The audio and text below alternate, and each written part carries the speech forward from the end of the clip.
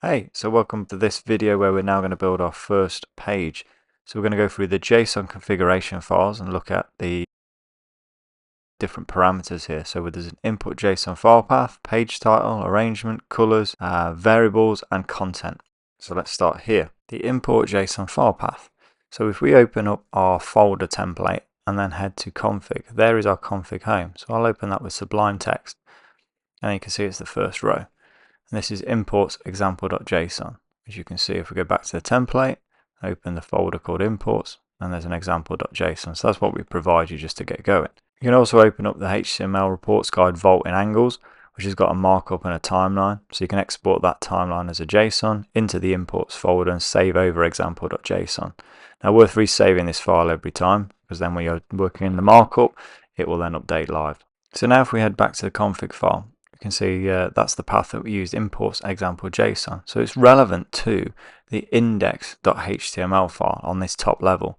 So what it's looking for is to go into the imports folder and then find the JSON. That's why it's relative to index.html and not to the config file itself. Next we've got page title, which is here.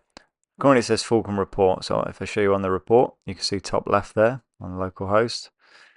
Now if I change this to something else, say my new report, now I want to save that. So you see at the top of Sublime Text there's a little dot. So I'll go File, Save, or Command S.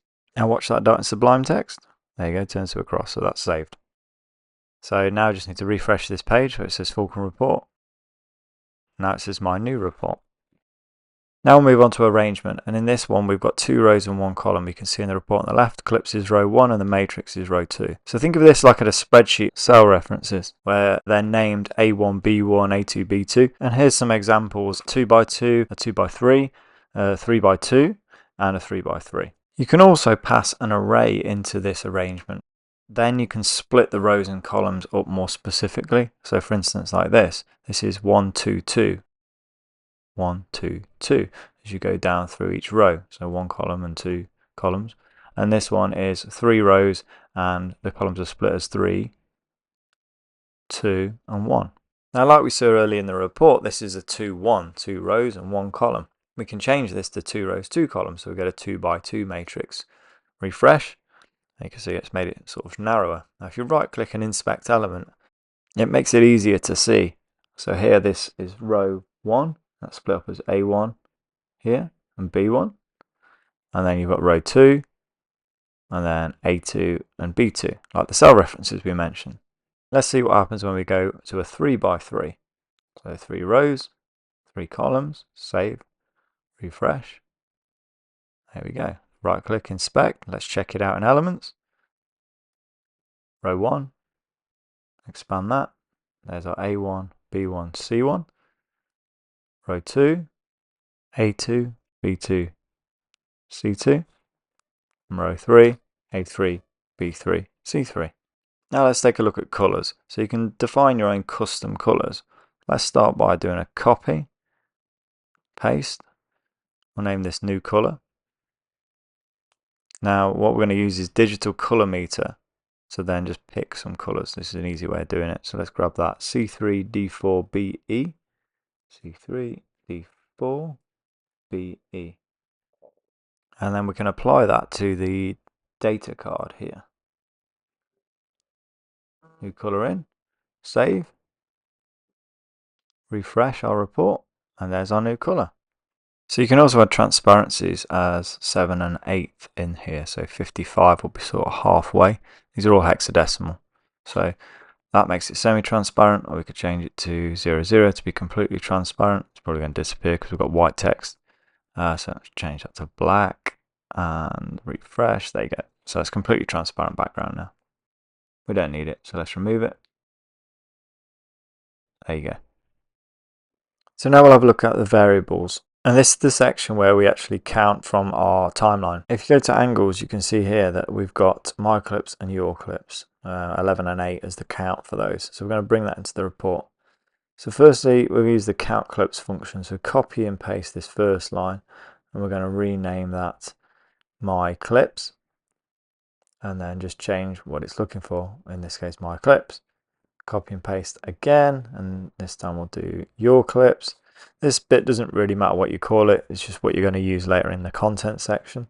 This is the bit that matters because it needs to match. So hit refresh, we'll go to inspect, and then this time we'll go to console, clear filters if that's there. Now I've got 0 and 0, so what have I done wrong?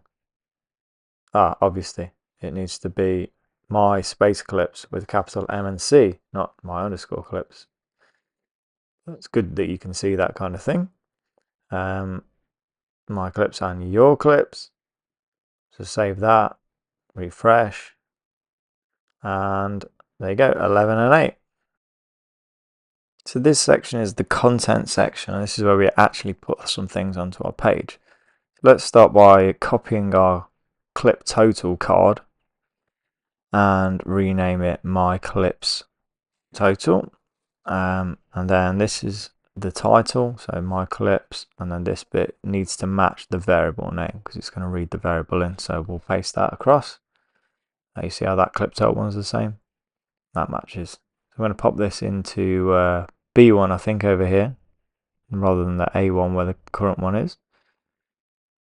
And then we'll change the color to orange, something like that. Save that, refresh, there you go.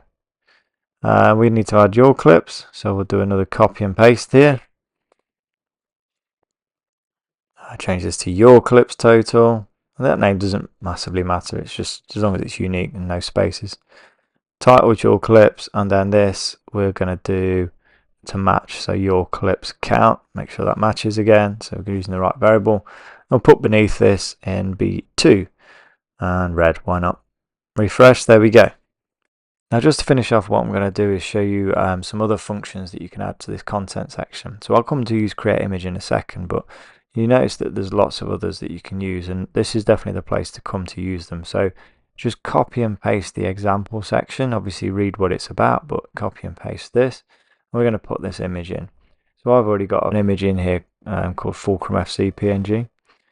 So that's there, and that's in the images folder. I'm now going to put this into B2, and we'll save this, refresh, there it is. It's probably a bit big, so we'll change this to 150, and then save, refresh.